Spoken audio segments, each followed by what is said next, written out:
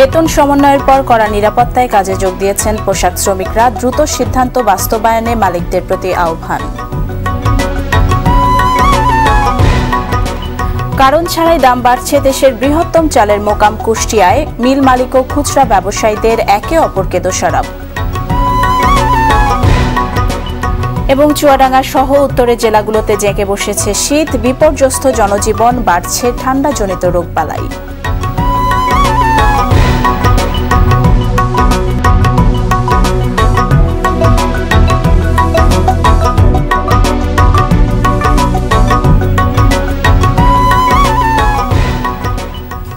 আসসালামু আলাইকুম, স্বাগত RTV জেলার সংবাদে। শুনছিলেন সংবাদ শিরোনাম, পুরো সংবাদে আপনাদের সাথে আছি আমি ফারজানা নিশি।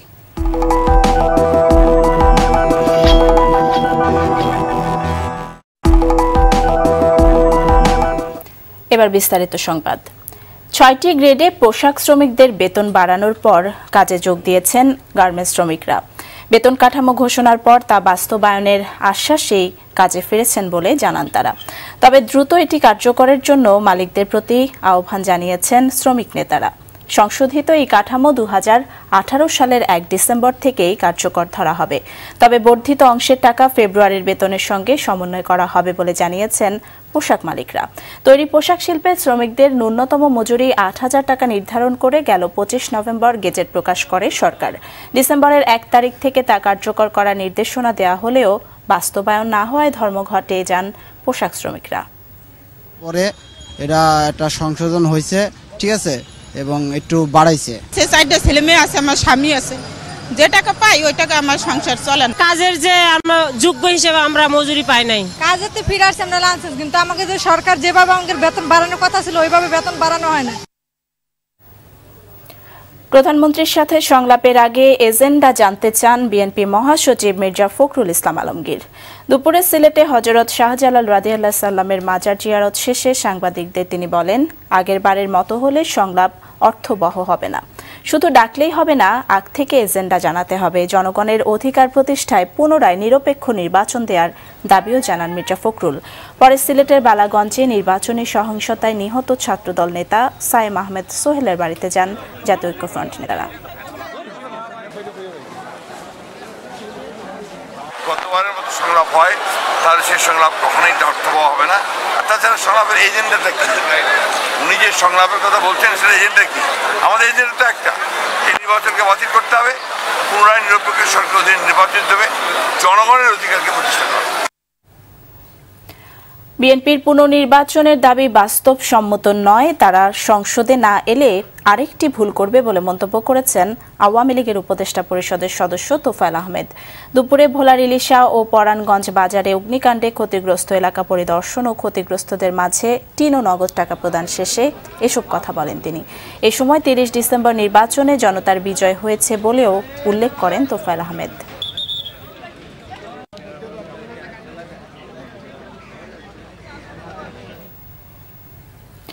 কারণ ছাড়াই দেশের দ্বিতীয় বৃহত্তম চালের মোকাম কুষ্টিয়ায় বেড়েছে সব ধরনের চালের দাম, ফলে বিপাকে পড়েছেন নিম্নবিত্তরা। এদিকে চালের দাম বৃদ্ধির দায় একে অপরের উপর চাপিয়ে দিচ্ছেন মিলের মালিক আর খুচরা ব্যবসায়ীরা। কুষ্টিয়া থেকে স্টাফ রিপোর্টার শেখ হাসান বেলালের তথ্যচিত্রে জানাচ্ছেন অভি ইসলাম। নতুন বছর শুরুর এক সপ্তাহের মধ্যেই হঠাৎ করেই বেড়ে গেছে সব ধরনের চালের দাম। প্রথমে কেজিতে ২-১ টাকা বাড়লেও এখন তা ৩ থেকে ৪ টাকায় গিয়ে ঠেকেছে। চালের যোগানদাতা হিসেবে পরিচিত কুষ্টিয়ায় ৪৮ টাকার মিনিকেট বিক্রি হচ্ছে ৫২ টাকায়, ৩৯ টাকার কাজললতা বিক্রি হচ্ছে ৪৩ টাকায়, আর ২৯ টাকার মোটা চাল বিক্রি হচ্ছে ৩২ টাকায়। চাল কিনতে গিয়ে হিমশিম খাচ্ছে নিম্ন আয়ের মানুষ। ৩৫-৩৬ টাকা ছিল সেই চাল এখন ৪০-৪২ টাকা। রাতে খাইতে খুঁটে ১ কেজি চালের দাম হচ্ছে। কিছুদিন আগেই নতুন চাল উঠলো, ধান উঠলো, এখনই যদি চালের দাম এত বেড়ে যায় তাহলে পরবর্তীতে তো যখন আরো ক্রাইসিস সৃষ্টি হবে, আমাদের ক্রয় সীমার বাইরে আরো চলে যাবে। দাম বৃদ্ধির জন্য খাজানগরের বড় মিল মালিকদের দায়ী করছেন চালের খুচরা বিক্রেতারা। এগুলো আসলে ধরেন মিলাররাই দাম বাড়ায়, বুঝছেন, মিলাররা দাম বাড়ালে তো আমরা কিনতে বাধ্য, কারণ আমাদের তো বিক্রি করতে হবে। প্রতিদিনই 1 টাকা 2 টাকা যদি বৃদ্ধি হতে থাকে তাহলে আমরা কিভাবে ব্যবসা করবো আর কাস্টমাররা কি আমাদের কাছ থেকে কিনবে? গত সপ্তাহে চাউল কিনলাম একরকম, এই সপ্তাহে কেনার জন্য আসছে, এখন দেখছি দাম বেশি। তবে মিল মালিকদের অভিযোগ অবশ্য উল্টো। যারা গ্রুপ অফ ইন্ডাস্ট্রিজের মালিক তাদের পক্ষে এটা সম্ভব হলেও হতে পারে, সাধারণ অটো মিল বা হাস্কিং মিলারদের পক্ষে এটা সম্ভব নয়। হঠাৎ ধানের বাজার বেড়ে যাওয়ার কারণে চাউলের বাজার কিছুটা বেড়েছে। তো এখন কয়েকদিন ধরে ধানের বাজারও কমে গেছে, চালের বাজারও 2 টাকা কেজিতে কমেছে। আসলে বাজার বাড়ার পিছনে মিল মালিকদের তেমন একটা দায়ী করাটা ভুল। অন্যদিকে কৃষকরা বলছেন লাভে নয় লোকসানেই বিক্রি হচ্ছে ধান। যদি এরপরে আরো কমে তাহলে চাষি আরো শেষ, কিন্তু একটু ভালো হলে বেশি হলে ভালো হয় চাষির জন্য। আমরা 820 টাকা 30 টাকা এরকম বেশিছি। এসআই বেশি হওয়ার দরকার। এখন এই ধান তো চাষি পাশে খুবই অসুবিধা। চালের দাম সহনীয় পর্যায়ে আনতে এবং কৃষকের লোকসানের বিষয়টি দেখতে দ্রুত সেল গঠন করার জন্য সরকারের প্রতি দাবি জানান তারা। অভি ইসলাম, টিভি। শরীয়তপুরে পুলিশের সঙ্গে বন্দুকযুদ্ধে মারা গেছেন 2 জন। জাহাঙ্গীর আকন ও রাসেল হাওলাদার নামে ওই 2 ব্যক্তি আন্তজেলা ডাকাত দলের সদস্য বলে জানিয়েছে পুলিশ। গেল রাত 2:45টার দিকে পুলিশ তাদের নিয়ে অভিযানে নামলে আগে থেকে উৎপেতে থাকা ডাকাত দলের অন্যান্য সদস্যরা পুলিশের উপর হামলা করে। এ সময় ডাকাত জাহাঙ্গীর ও রাসেল দৌড়ে পালানোর চেষ্টা করলে ঘটনাস্থলে গুলিবিদ্ধ হয়ে মারা যায়। ঘটনাস্থল থেকে একটি 1 শুটার গান, 9টি ককটেল, 8টি রামদা, 2টি ছোড়া, 3টি চাইনিজ কুড়াল এবং গ্রিল কাটার কেচি উদ্ধার করা হয়েছে।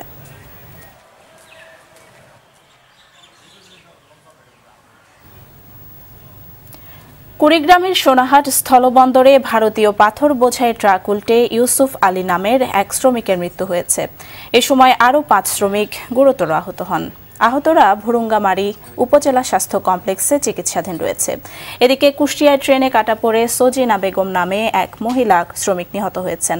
সকাল 9টার দিকে কুষ্টিয়া শহরতলির দবির মোল্লা রেলগেট এলাকায় এই দুর্ঘটনা ঘটে। নিহত সজিনা কুষ্টিয়া সদর উপজেলার লাহিনী ক্যানালপাড়া এলাকার আজাদ শেখের স্ত্রী। সে স্থানীয় একটি ডাল মিলে শ্রমিক হিসেবে কাজ করত।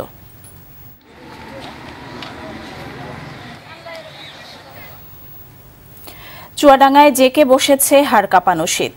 জেলায় মৃদু থেকে মাঝারি শৈত্যপ্রবাহ অব্যাহত রয়েছে। দিন দিন তাপমাত্রা কমায় বিপর্যস্ত জনজীবন। তাপমাত্রা আরও কমতে পারে বলে জানিয়েছে আবহাওয়া অফিস। এদিকে কুড়িগ্রামেও টানা 8 দিন থেকে শৈত্যপ্রবাহ চলছে। সকালে সর্বনিম্ন তাপমাত্রা রেকর্ড করা হয়েছে 8 ডিগ্রি সেলসিয়াস। প্রচণ্ড ঠান্ডায় দুর্ভোগে পড়েছে শিশু, বৃদ্ধ সহ নিম্ন আয়ের মানুষ। শীতের কারণে কমে গেছে খেটে খাওয়া মানুষের কাজ। এদিকে চলমান ইরি বোরো মৌসুমের চাষ সময় মতো শুরু করতে পারছেন না কৃষক। কুড়িগ্রাম আবহাওয়া অফিস জানিয়েছে সপ্তাহ জুড়েই জেলায় মাঝারি ধরনের শৈত্যপ্রবাহ বয়ে যেতে পারে। এদিকে চুয়াডাঙ্গায় দিন ও রাতের তাপমাত্রা অস্বাভাবিকভাবে ওঠানামা করায় বেড়েছে শীতকালীন বিভিন্ন রোগ। ধারণ ক্ষমতার চাইতে রোগীর সংখ্যা বেশি হওয়ায় ব্যাহত হচ্ছে হাসপাতালের চিকিৎসা সেবা। ক্ষতির মুখে মাঠের ফসলও।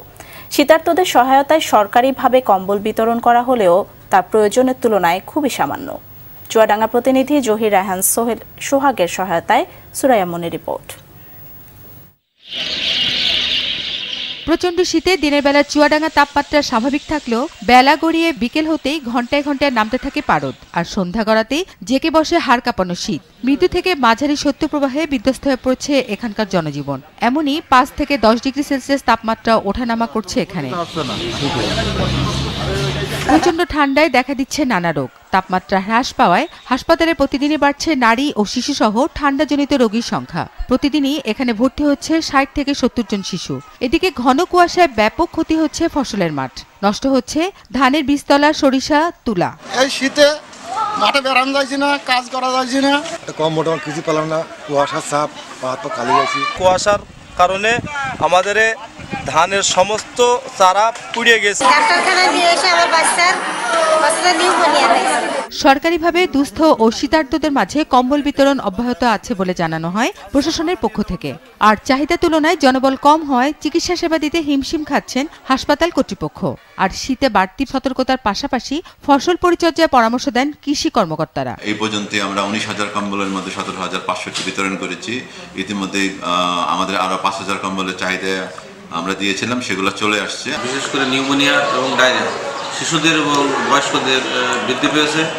আমরা চিকিৎসা দিতে হিমশিম খাচ্ছি, যেহেতু আমাদের জনবল কম। বীজতলার উপরে যে চারার উপরে যে কুয়াশাগুলো জমে থাকে, সেটা পাটকাঠি বা যে কোনো কিছু দিয়ে ওটা যদি ভেঙে দেওয়া যায়, সেক্ষেত্রে কিন্তু উপকার পাওয়া যাবে। এদিকে আবহাওয়াজনিত কারণে ফসলের ক্ষতি হলে ফেব্রুয়ারি-মার্চ মাসে ব্যাংকের সুদ মওকুফ চান এখানকার কৃষকরা। সুরাইয়া মুন্নি, RTV। নিজের বাড়ির অংশ ভেঙে দিয়ে ৬০০ বছরের ঐতিহ্যের ভোলার খাল উদ্ধার কার্যক্রমের উদ্বোধন করলেন পৌর মেয়র মোহাম্মদ মনিরুজ্জামান। সকালে তিনি নিজে তার বাড়ির সীমানা সহ ভেতরের অনেকাংশ ভেঙে দেন। দীর্ঘদিন সংস্কার না হওয়ায় ওই খালের নাব্য সংকট দেখা দেয়। আগামী ২ মাসের মধ্যে খনন কাজ শেষ হলে খালের ঐতিহ্য ফিরে আসবে বলেও জানান পৌর মেয়র।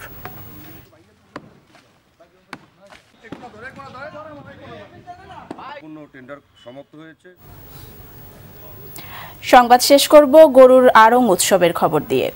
ফরিদপুরের বিশাই মাতব্বরের ডাঙ্গির ধুধু পদ্মার নদীর চরে অনুষ্ঠিত হয়েছে ঐতিহ্যবাহী গরু আড়ং উৎসব।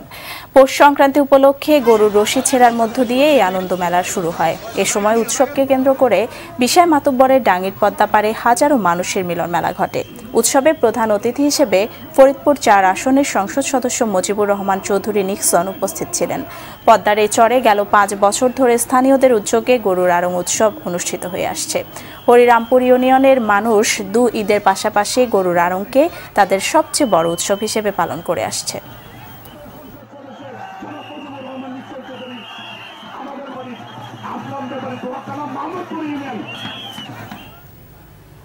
সংবাদ শেষ করার আগে শিরোনামগুলো জানিয়ে দিচ্ছি আরও একবার।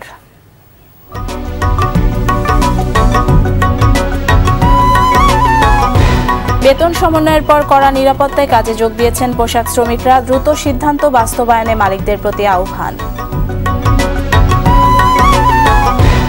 কারণ ছাড়াই দাম বাড়ছে দেশের বৃহত্তম চালের মোকাম কুষ্টিয়ায়। মিল মালিক ও খুচরা ব্যবসায়ীদের একে অপরকে দোষারোপ। এবং চুয়াডাঙ্গা সহ উত্তরের জেলাগুলোতে জেগে বসেছে শীত। বিপর্যস্ত জনজীবন, বাড়ছে ঠান্ডাজনিত রোগবালাই।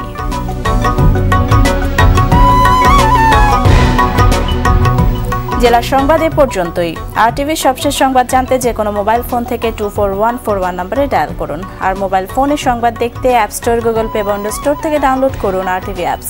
এছাড়াও তাৎক্ষণিক বিনোদন সংবাদ জানতে বিশ্বের যে কোনো প্রান্ত থেকে ভিজিট করুন rtvonline.com এবং youtube.com/rtvnews। সাথে থাকার জন্য ধন্যবাদ সবাইকে।